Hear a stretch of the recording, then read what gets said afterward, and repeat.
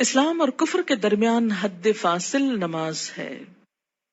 عن جابر رضی اللہ عنہ قال قال رسول اللہ صلی اللہ علیہ وسلم بین الرجل و بین الشرک والکفر ترک الصلاۃ، رواہ مسلم۔ حضرت جابر رضی اللہ عنہ سے روایت ہے کہ رسول اللہ صلی اللہ علیہ وسلم نے فرمایا، آدمی اور شرک یا کفر کے درمیان حد فاصل ترک نماز ہے، یعنی نماز کا پڑھنا یا چھوڑنا اس کو ایک طرف یا دوسری طرف لے آتا ہے۔ اسے مسلم نے روایت کیا ہے۔ مثلاً ایک شخص مسلمان ہے، اسلام کی حفاظت میں ہے، یہ حفاظت جو ہے یہ نماز کے ساتھ ہے، یا یوں کہیے کہ نماز ہی کی یہ باؤنڈری۔ جب کوئی شخص نماز نہیں پڑھتا، اس عہد کو توڑتا ہے تو وہ کٹ جاتی ہے ڈور جس سے وہ محفوظ تھا، اور اس کے بعد وہ اسلام کی حدوں سے نکل کر کفر کے قریب ہو جاتا ہے یا اس میں داخل ہو جاتا ہے۔ 10 برس کی عمر میں اگر بچہ نماز کا عادی نہ بنے تو اسے مار کر نماز پڑھوانی چاہیے، یعنی سختی کی جا سکتی ہے۔ عن عمرو بن شعیب عن ابیہ عن جدہ رضی اللہ عنہما قال قال رسول اللہ صلی اللہ علیہ وسلم مروا اولادکم بالصلاۃ وهم ابناء 7 سنین واضربوهم علیہا وهم ابناء 10 سنین وفرقوا بینہم فی المضاجع، رواہ ابو داود۔ حضرت عمر اپنے باپ شعیب سے اور شعیب اپنے دادا عبداللہ بن عمرو بن عاص سے روایت کرتے ہیں کہ رسول اللہ صلی اللہ علیہ وسلم نے فرمایا، جب تمہارے بچے 7 برس کے ہو جائیں تو انہیں نماز پڑھنے کا حکم دو، جب 10 برس کے ہو جائیں اور نماز باقاعدگی سے نہ پڑھیں تو نماز پڑھانے کے لیے انہیں مارو، نیز 10 برس کی عمر کے بچوں کو علیحدہ علیحدہ بستروں پر سلاؤ۔ اسے ابو داؤد نے روایت کیا ہے۔ 10 سال کی عمر تک بچے کی عادتیں پختہ ہو جاتی ہیں۔ اگر اس عمر میں والدین کچھ محنت کر لیں، تکلیف کر لیں، تو باقی زندگی میں پھر آسانی ہو جائے گی، کیونکہ والدین سے پوچھا جائے گا بچوں کی تربیت کے بارے میں۔ قرآن پاک میں اللہ تعالیٰ فرماتے ہیں، یا ایھا الذین آمنوا قوا انفسکم واہلیکم نارا، اے لوگو جو ایمان لائے ہو، بچاؤ اپنے آپ کو اور اپنے اہل و عیال کو آگ سے۔ ہم سمجھتے ہیں ایمان اور آگ، ہم نے تو کلمہ پڑھ لیا، ہمیں آگ کیوں چھوئے گی؟ اللہ تعالیٰ ایمان والوں ہی سے فرما رہے ہیں کہ اپنے آپ کو اور اپنے بچوں کو، بیوی کو، گھر والوں کو، اہل و عیال کو آگ سے بچاؤ، یعنی ان کی اسلامی خطوط پر تربیت کرو تاکہ وہ اللہ کے بندے بن کر زندگی بسر کر سکیں۔ اگر کوئی شخص اس سلسلے میں کوتاہی کرتا ہے تو اس سے پوچھ ہوگی۔ بہرحال یہاں 7 برس کی عمر سے نماز کی ابتدا کا حکم ہے، اس سے پہلے بچوں کو تکلیف نہیں دینی چاہیے۔ اگر خود شوق سے کچھ کرتے ہیں، مثلا ماں نماز پڑھی، ساتھ آ کے سجدے کرتے ہیں، بیٹھ جاتے ہیں، تو ٹھیک ہے، لیکن 7 سال سے پہلے انہیں تکلیف نہیں دینی چاہیے۔ اس میں ضرور کوئی حکمت ہوگی کہ 7 سال ہی، کیونکہ اس وقت تک بچہ اپنے کام بہت سے خود کرنے کا عادی ہو جاتا ہے، اہل ہو جاتا ہے۔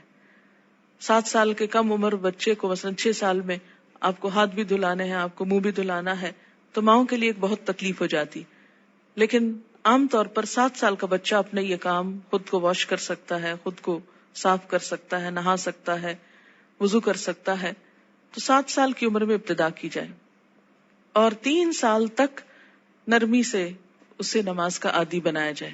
جب 10 سال کا ہو جائے تو پابندی شروع کرا دی جائے، اور اب اگر پابندی نہ کرے تو سختی کی جائے۔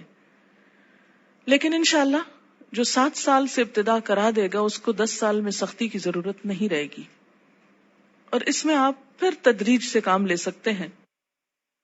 مثلا میں نے اپنے بچوں کے ساتھ یہ کیا کہ ان کو جو 7ویں سال کی جو برتھ ڈے آپ سیلیبریٹ کرتے ہیں تو کیک کھلانے کی بجائے بٹھا کے یہ بتایا کہ نماز کتنی امپورٹنٹ ہے، اور آج سے تم 7 سال کے ہو گئے ہو اور ہم سب مل کر مغرب کی نماز پڑھیں گے۔ میں نے یہ نہیں کہا کہ تم پڑھو، بلکہ ہم پڑھیں گے، اور ساتھ کھڑے ہو کر وضو کروایا، ساتھ کھڑے ہو کر نماز پڑھائی۔ اس سے بچے کو کچھ بھی مشکل نہیں ہوئی، نماز سے پہلے وضو ایک مشکل کام ہوتا ہے، جو وہ مرحلہ پار کر جائے اس کے لیے اگلا مرحلہ آسان ہو جاتا ہے. تو مائیں اگر وضو کرتے وقت تھوڑا سا وقت 5-7 منٹ لگائیں اور ساتھ وضو کرائیں، اس سے وضو کی بھی اصلاح ہوگی انشاءاللہ، کہ دیکھا جائے گا کہ وہ اپنے کپڑے تو نہیں بھگو رہے یا باتھ روم تو نہیں بھگو رہے. کیونکہ بہت دفعہ دیکھنے میں آتا ہے اب تک کہ بچے تو کیا، بڑے بڑے میچور لوگ جب کسی واش روم سے نکلتے ہیں تو سارا واش روم یوں لگتا ہے جیسے کوئی نہا کے نکلا ہو یہاں سے.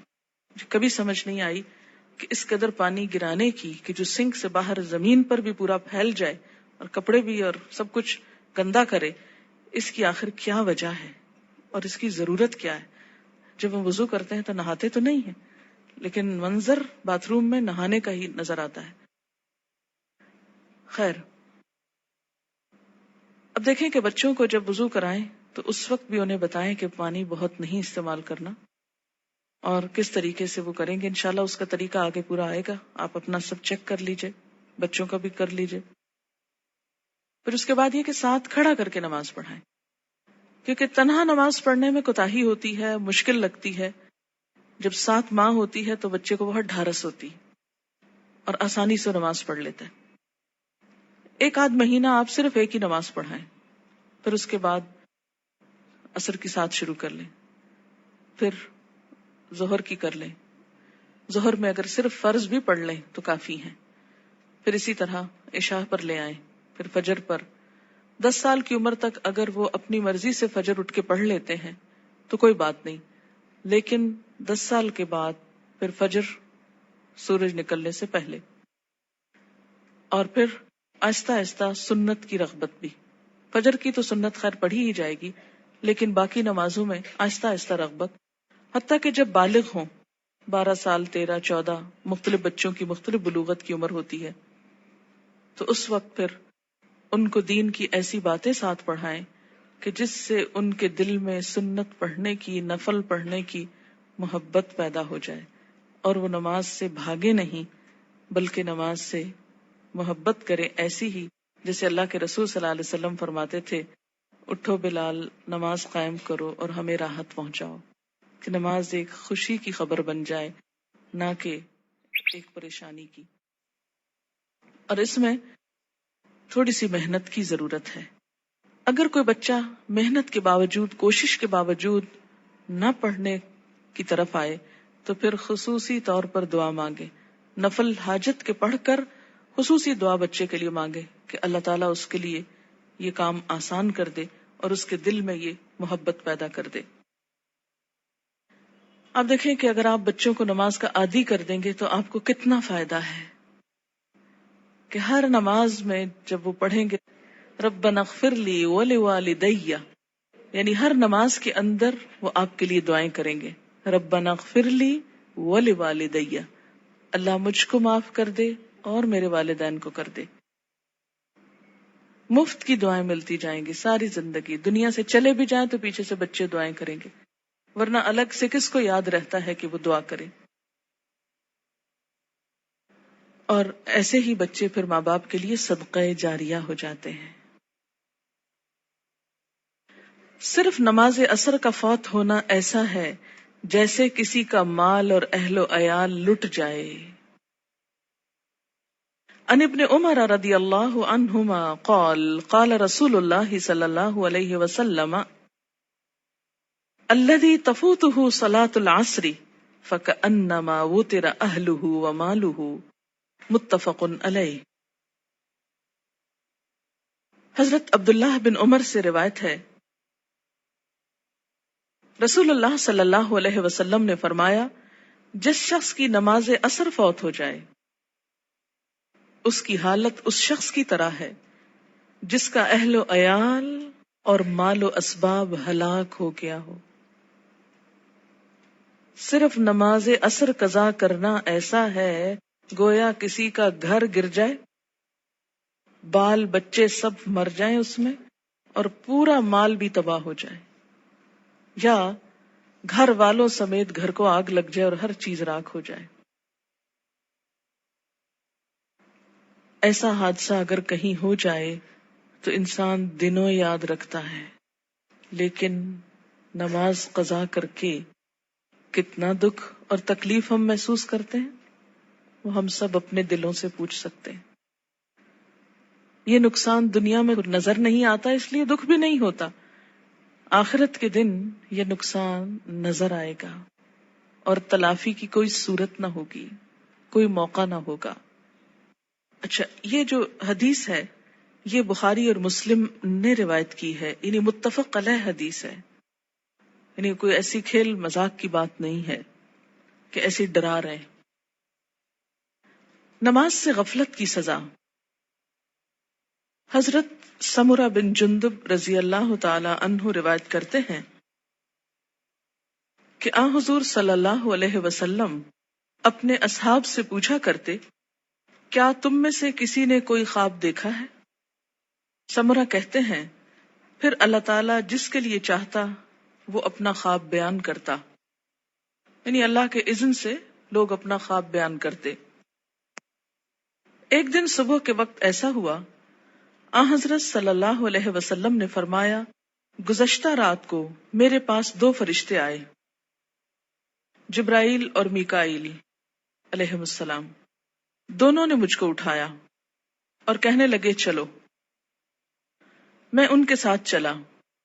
ایک آدمی کے پاس پہنچے جو کروٹ پر لیٹا ہے، یعنی پہلو پہ لیٹا ہوا ہے، اور دوسرا شخص جو ایک فرشتہ ہے پتھر لیے ہوئے اس کے سر پہ کھڑا ہے۔ وہ کیا کرتا ہے؟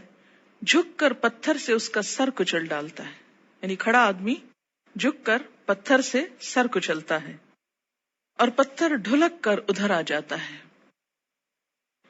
یعنی جب وہ پھینکتا ہے تو سر کچل کر پتھر دوسری طرف چلا جاتا ہے۔ وہ شخص پتھر کو سنبھالنے کے لیے جاتا ہے، دوسری طرف جا کے پتھر اٹھاتا ہے، اور جب پتھر لے کر آتا ہے تو اس لیٹے ہوئے شخص کا سر جڑ کر جیسے پہلے تھا ویسے ہی ہو چکا ہوتا ہے۔ پھر وہ پتھر مار کر اس کا سر کچلتا ہے، ایسا ہی پھر برابر ہوتا رہتا ہے کہ مارا جاتا ہے، سر کچلا جاتا ہے، جب تک پتھر کو دوبارہ اٹھایا جاتا ہے سر پھر درست ہو جاتا ہے، پھر مارا جاتا ہے۔ یہ بار بار سر کا درست ہونا اور بار بار مارا جانا یہ دراصل عذاب کی شدت کی طرف اشارہ ہے۔ میں نے کہا، کس نے؟ نبی صلی اللہ علیہ وسلم نے ان فرشتوں سے پوچھا، سبحان اللہ، یہ دونوں کون ہیں؟ انہوں نے کہا چلو، یعنی ابھی نہیں پوچھو۔ ہم پھر چل پڑے اور ایک شخص پر پہنچے جو سیدھا لیٹا ہوا ہے، چت لیٹا ہوا ہے، اور اس کے پاس ایک اور شخص لوہے کی سنی لیے ہوئے کھڑا ہے، یعنی لوہے کا ایک ہیمر سا۔ وہ کیا کرتا ہے؟ اس کے منہ کے ایک طرف جا کر اس کا گلپھڑا گدی تک پھاڑ ڈالتا ہے، یعنی منہ کے اندر سے، اور نتنے اور آنکھ کو بھی اسی طرح گدی تک چیر دیتا ہے، نتنے کو بھی، آنکھ کو بھی، منہ کو بھی۔ پھر منہ کی دوسری طرف جا کر بھی ایسا ہی کرتا ہے، اور جب ایک طرف کا چیرتا ہے تو دوسری طرف جا کر بھی ایسا ہی کرتا ہے، اور جب ایک طرف چیر چکا ہوتا ہے تو دوسری طرف بالکل درست ہو چکی، نہیں پہلے ایک طرف پھر دوسری طرف، اتنے میں پہلا درست ہو چکا ہوتا ہے، اور پھر وہ اسی طرح اس کو چیرتا ہے، پھر وہ درست ہو جاتا ہے، ایسا ہی برابر ہو رہا ہے۔ میں نے اپنے ساتھ والے فرشتوں سے پوچھا، سبحان اللہ، یہ دونوں کون ہیں؟ انہوں نے کہا چلو چلو، یعنی ابھی آگے چلتے ہیں، ابھی نہ پوچھو۔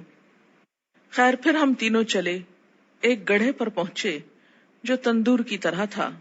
سمرہ بن جندب رضی اللہ تعالی عنہ کہتے ہیں، میں سمجھتا ہوں کہ آن حضور صلی اللہ علیہ وسلم نے یہ بھی فرمایا، اس تندور میں غل اور شور ہو رہا تھا۔ ہم نے جو جھانک کر دیکھا تو اس میں مرد اور عورتیں ہیں، لیکن سب ننگے، اور جب ان کے نیچے سے آگ کی لپٹ ان پر آتی ہے تو چلاتے ہیں۔ میں نے اپنے ساتھ والے فرشتوں سے پوچھا، یہ کون لوگ ہیں؟ انہوں نے کہا چلو، یعنی ابھی آگے چلتے ہیں۔ خیر، پھر ہم تینوں چلے اور ایک ندی پر پہنچے۔ سمرہ کہتے ہیں، میں سمجھتا ہوں کہ آن حضرت صلی اللہ علیہ وسلم نے فرمایا، اس کا پانی، ندی کا پانی خون کی طرح سرخ تھا، اور ایک شخص اس ندی میں تیر رہا تھا۔ ندی کے کنارے ایک اور شخص کھڑا تھا جس نے اپنے سامنے بہت سے پتھر اکٹھے کر رکھے تھے۔ یہ شخص جو ندی میں تیر رہا تھا، تیرتے تیرتے اس کنارے والے شخص کے پاس آتا اور اپنا منہ کھول دیتا۔ وہ اس کے منہ میں ایک پتھر دے دیتا، پھر ندی میں چل دیتا، پھر لوٹ کر آتا تو کنارے والا شخص ایک اور پتھر اس کے منہ میں دے دیتا۔ غرض جب وہ لوٹ کر آتا یہی ہوتا۔ میں نے اپنے ساتھ والے فرشتوں سے پوچھا، یہ دونوں کون ہیں؟ انہوں نے کہا، چلو چلو چلو چلتے ہیں۔ خیر، پھر ہم تینوں چلتے چلتے ایک نہایت بدصورت بد شکل مرد کے پاس پہنچے، بہت ہی بدصورت جو تم نے کبھی بھی دیکھا ہو۔ وہ کیا کر رہا تھا؟ آگ سلگا رہا تھا اور اس کے گرد دوڑ رہا تھا۔ میں نے اپنے ساتھ والے فرشتوں سے پوچھا، یہ کون ہے؟ انہوں نے کہا، چلو چلتے ہیں۔ پھر ہم تینوں چلے، چلتے چلتے ایک بہت گھنے سبز باغیچے پر پہنچے۔ اس میں ہمہ قسم کے پھول تھے، یعنی ہر طرح کے پھول تھے۔ اس کے بیچوں بیچ ایک لمبے قد کا آدمی تھا، اتنا لمبا کہ مجھ کو اس کا سر دیکھنا مشکل ہو گیا، اور اس کے گرد بہت سے لڑکے جمع ہیں۔ اتنے لڑکے میں نے کبھی نہیں دیکھے۔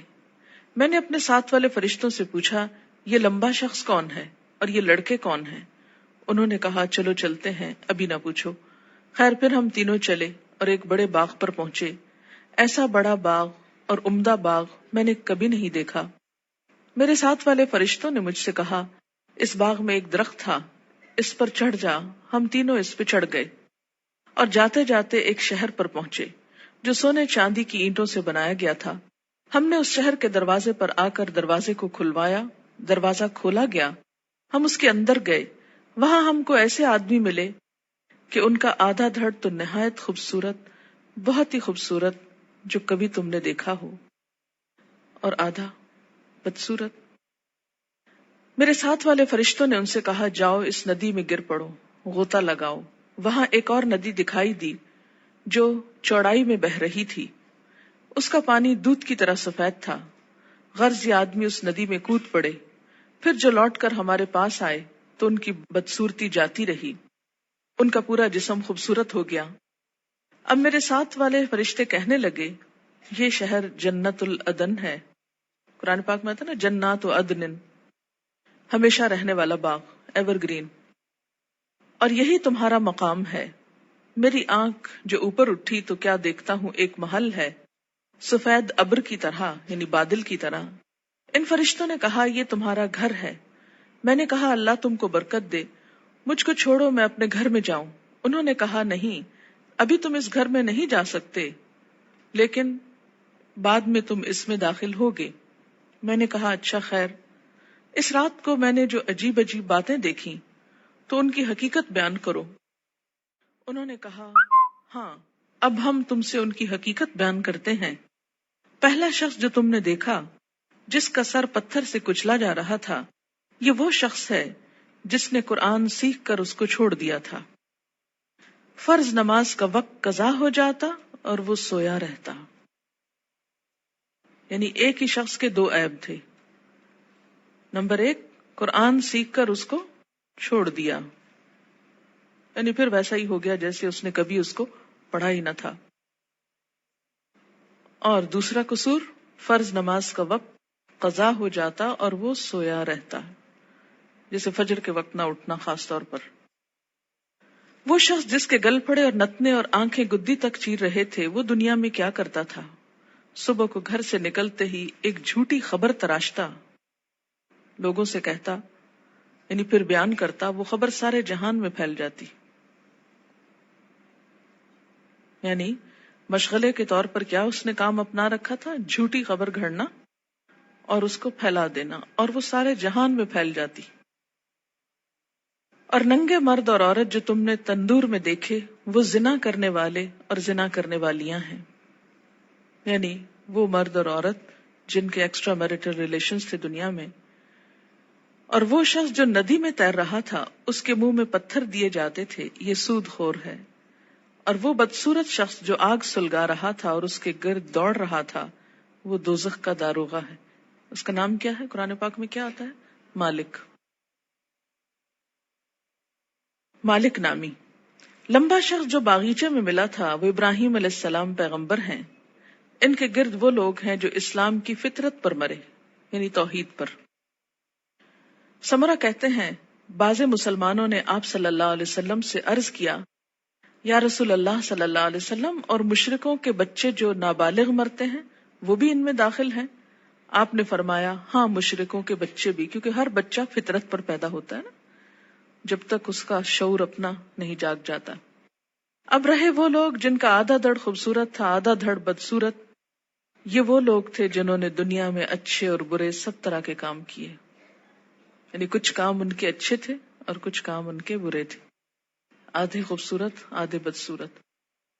جب اس طرح ان کی پہچان ہو جائے گی تو پھر ایک وقت آئے گا کہ ان کو نہلا کر درست کر دیا جائے گا، کیونکہ جنت میں رہنے والا کوئی شخص پھر ہمیشہ کے لیے بدصورت نہیں ہوگا. اب دیکھیں کہ دنیا میں اگر کسی کا ناک اس کی پسند کا نہ ہو، یا چہرے پہ داغ ہو، یا کچھ بھی ہو، یا اگر پاؤں خوبصورت نہ ہو، تو کس قدر شرمندگی محسوس کرتا رہتا ہے، احساس کمتری میں مبتلا ہو جاتا ہے. جنت میں اگر کچھ عرصہ بھی ایسا لوگوں کے بیچ میں رہنا پڑے کہ آدھا دھڑ خوبصورت ہو اور آدھا بدصورت ہو، تو کس قدر شرمندگی کی بات ہے. اس لیے انسان کے جتنے بھی اعمال ایسے ہوں جو بدصورت کرنے والے ہوں، ان کو چھوڑ کر خوبصورت کی طرف پلٹنے کی ضرورت ہے. بخاری کی یہ روایت ہے، طویل روایت، جس کا ایک حصہ فرض نماز کے بارے میں ہے. یاد رکھیے انبیاء علیہم السلام کی خواب وحی کا ایک ذریعہ ہوتا ہے، اور یہ خواب آپ صحابہ کے بیچ میں بیان کر رہے ہیں اور سکھانے کا ایک طریقہ ہے. انبیاء علیہم السلام کو وحی بسا اوقات خواب میں بھی آتی. حضرت عائشہ رضی اللہ تعالی عنہا کا بیان ہے کہ نبی صلی اللہ علیہ وسلم پر وحی آنے کی ابتدا ہی سچے خوابوں سے ہوئی تھی. انبیاء علیہم السلام کے خواب بھی سچے ہوتے ہیں، اور خواب میں بھی جو سین ان کو دکھائے جاتے ہیں، جو باتیں ان کو دکھائی جاتی ہیں، وہ بالکل سچ ہوتی ہیں، حقیقت. تو یہاں پر آپ صلی اللہ علیہ وسلم کو بذریعہ خواب دکھایا گیا کہ ایک شخص ہے جس کا سر پتھر سے کچلا جا رہا ہے اور پھر ٹھیک ہو جاتا ہے. اور پھر اب آپ دیکھیے کہ جو شخص قرآن یاد کر کے بھلا دیتا ہے، ایک تو حافظ کا انجام بتایا گیا. میں آپ لوگوں کو یہ نصیحت کروں گی کہ جب تک بچوں کا اپنا رجحان نہ ہو، اپنا شوق نہ ہو، خدا کے لیے ان کو حفظ نہ کرائیں. کیوں؟ اس لیے کہ وہ ماں باپ کے کہنے میں آ کے کر تو لیتے ہیں لیکن بعد میں اس کی حفاظت نہیں کرتے. ماں باپ کیوں اتنا اصرار کرتے ہیں ان کو حفظ کرانے پر؟ ریسنٹلی مجھے کسی نے بتایا کہ وہ خود نماز نہیں پڑھتے لیکن بچوں کو حفظ کرانے کا بہت شوق رکھتے ہیں. میں نے کہا ایسی بھی کیا بات ہوئی؟ اس لیے کہ وہ یہ چاہتے ہیں کہ بچے ان کو بخشوا سکیں، بچے حافظ بن جائیں اور ماں باپ کی بخشش کرا سکیں. تو جہاں اپنی بخشش کے لیے خود تو نماز پڑھی نہ جائے لیکن بچوں کو حافظ بنا دیا جائے، تو وہ بچے بھی کتنا یاد رکھیں گے، اور باپ کو سوتے دیکھیں ساری زندگی تو وہ کتنی نماز پڑھیں گے اور کتنا قرآن پڑھیں گے، تو اللہ ہی جانتا ہے. اللہ تعالیٰ یخرج الحی من المیت و یخرج المیت من الحی، زندہ سے مردہ اور مردہ سے زندہ کو نکالتا ہے، بے عمل سے باعمل بچے کو پیدا کر سکتا ہے، یہ اس کی شان ہے. لیکن ہم اپنی کوششوں کو بھی دیکھیں کہ ہم کیا کر رہے ہیں. اور اس میں فرض نماز پڑھے بغیر سو جانا میں فجر کی نماز بھی ہو سکتی ہے اور عشاء بھی ہو سکتی ہے، یا پھر ظہر پڑھے بغیر سو جانا، یا پھر عصر کے لیے اٹھنا ہی نہیں، سوئے چلے جانا. نماز فجر اور عشاء کے لیے مسجد میں نہ آنا نفاق کی علامت ہے. باجماعت نماز نہ پڑھنے والے لوگوں کے گھروں کو رسول اکرم صلی اللہ علیہ وسلم نے جلانے کا ارادہ فرمایا. عن ابی ہریرہ رضی اللہ عنہ قال قال رسول اللہ صلی اللہ علیہ وسلم لیس صلاة اسقل علی المنافقین من الفجر والعشاء ولو يعلمون ما فيهما لآتوهما ولو حبوا لقد هممت ان آمر المؤذن فيقيم ثم آمر رجلا يؤم الناس ثم آخذ شعلا من نار فأحرق على من لا يخرج إلى الصلاة بعد. متفق علیہ. حضرت ابو ہریرہ رضی اللہ تعالی عنہ کہتے ہیں کہ رسول اللہ صلی اللہ علیہ وسلم نے فرمایا، منافقوں پر فجر اور عشاء کی نماز سے زیادہ بھاری کوئی نماز نہیں ہے۔ اگر انہیں پتہ چل جائے کہ دونوں نمازوں کا ثواب کتنا زیادہ ہے تو ان دونوں نمازوں میں ضرور آتے، خواہ گھٹنوں کے بل ہی آنا پڑتا، چل نہ سکتے تو رینگ کر آتے، جیسے بچے رینگتے ہیں، کرال کرتے ہیں، کرال کرتے ہوئے آتے۔ میں نے ارادہ کیا کہ مؤذن کو حکم دوں وہ اقامت کہے، پھر ایک آدمی کو حکم دوں کہ وہ لوگوں کی امامت کرائے، اور خود آگ کا ایک شعلہ لے کر ان لوگوں کے گھروں کو جلا دوں جو اس اذان اور اقامت کے بعد نماز کے لیے نہیں نکلتے۔ اسے بخاری اور مسلم نے روایت کیا ہے۔ خلاف سنت ادا کی گئی نماز قیامت کے روز ناکامی اور نامرادی کا باعث ہوگی۔ قیامت کے روز حقوق اللہ میں سب سے پہلے نماز کا حساب ہوگا۔ عن ابی ہریرہ رضی اللہ عنہ قال قال رسول اللہ صلی اللہ علیہ وسلم ان اول ما يحاسب به العبد يوم القيامة من عمله صلاته فإن صلحت فقد افلح وانجح وإن فسدت فقد خاب وخسر فإن انتقص من فريضته شيء قال الرب تبارك وتعالى انظروا هل لعبدي من تطوع فيكمل بها من انتقص من الفريضة ثم يكون سائر عمله على ذلك رواه الترمذي۔ حضرت ابو ہریرہ رضی اللہ تعالی عنہ کہتے ہیں رسول اللہ صلی اللہ علیہ وسلم نے ارشاد فرمایا، قیامت کے روز بندے سے سب سے پہلے جس چیز کا حساب لیا جائے گا وہ اس کی نماز ہے۔ اگر نماز درست ہوئی تو بندہ کامیاب و کامران ہوگا۔ درست ہوئی یعنی صحیح طریقے پر ہوئی، مراد سنت کے مطابق۔ اور اگر نماز خراب ہوئی تو ناکام و نامراد ہوگا۔ خراب نماز سے مراد کیا؟ پڑھی تو لیکن اس کے جو آداب تھے ان کا لحاظ نہیں رکھا۔ اس میں طہارت، قبلے کا رخ ہونا، لباس کا درست ہونا، یہ ساری چیزیں آ جاتی ہیں۔ اگر بندے کے فرائض میں کچھ کوتاہی ہو گئی تو اللہ تعالیٰ فرمائیں گے میرے بندے کے نامہ اعمال میں دیکھو کوئی نفل عبادت ہے؟ یعنی اگر فرض نماز کم ہو گئی تو کہاں سے پوری کی جائے گی؟ نفل سے۔ اگر فرض زکوٰۃ میں کوئی کمی ہو گئی تو نفل صدقات سے۔ اسی طرح باقی عبادات میں بھی۔ پھر اس کے تمام اعمال کا حساب اسی طرح ہوگا۔ پہلے فرائض کو دیکھا جائے گا، اگر کوئی کمی ہو تو نوافل سے پوری کر دی جائے گی، لیکن اگر پڑھے ہی صرف فرض ہو اور وہ بھی صحیح طریقے پر نہ ہو، اور نوافل کی طرف تو ہماری عام طور پر توجہ ہی کم ہوتی ہے۔ ہم میں سے کتنے نفل روزے رکھتے ہیں، کتنے نفلی صدقہ کرتے ہیں، کتنے نفل نماز پڑھتے ہیں، کتنے نفلی حج کرتے ہیں۔ نفل تو ایکسٹرا کے معنوں میں ہے، لیکن چلے اگر کم بھی ہے کچھ تو اس کو صحیح طریقے پر تو ادا کیا جائے تاکہ وہ قیامت کے دن نجات کا سبب بنے۔ وآخر دعوانا ان الحمد للہ رب العالمین۔